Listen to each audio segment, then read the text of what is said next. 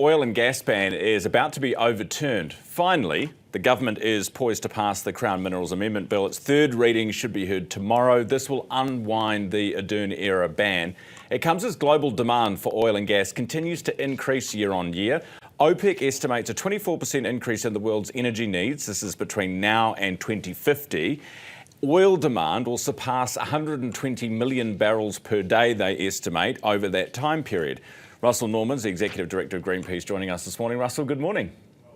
Morning, Ryan. You'll be pleased to see this is finally over, this madness. Look, the madness is making climate change worse. So if we want to avoid extreme weather events, you just had a report about the insurance industry having to deal with more and more extreme weather events made worse by climate change. If we want to avoid that, then we need to reduce our use of fossil fuel and not increase our dependency. So the madness is making yourself dependent on a thing which is basically undermining the stable climate we all need.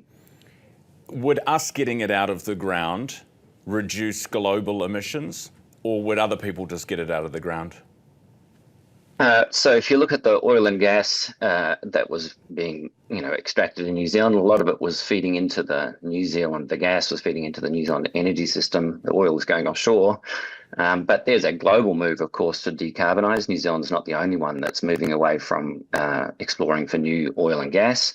And so this is part of a global effort to reduce our dependence on fossil fuels. The International Energy Agency, so you quoted OPEC, who of course the oil producers, the International Energy Agency are actually saying there's going to be, because of the electrification of transport, that's going to replace a lot of the oil over time, which is a great thing. Yeah, over time, but in the lead up to 2050, there's still a hell of a lot of oil that's in demand. In fact, we're still seeing every year the demand for oil increase, albeit at a slower rate. And that's because of electrification of transport, so it's going to replace that oil. And so, the great thing for New Zealand is... Russell, this is the point the government's making. It'll take time, and in the meantime, you need a transition fuel. And so if you go on the roads of New Zealand these days, what you'll notice is a rise in electric vehicles, which are replacing over time internal combustion engines, which is a fantastic development.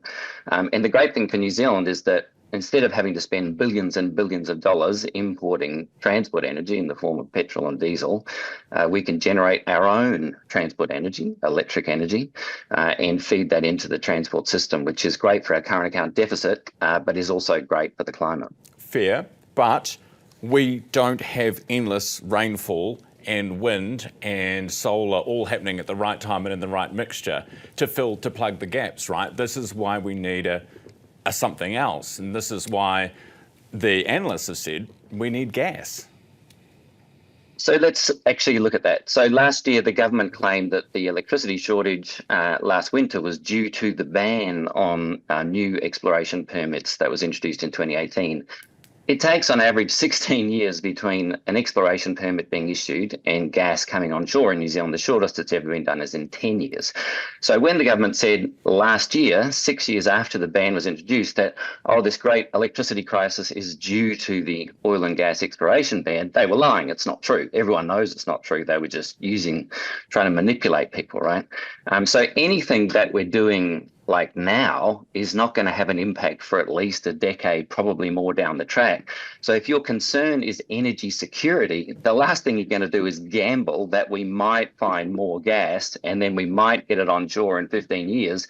You're much smarter to invest in renewable energy and storage and demand side management today. That's how you get security in the energy system. Russell, appreciate your time this morning. Thanks for coming on as always. Russel Norman, Executive Director at Greenpeace.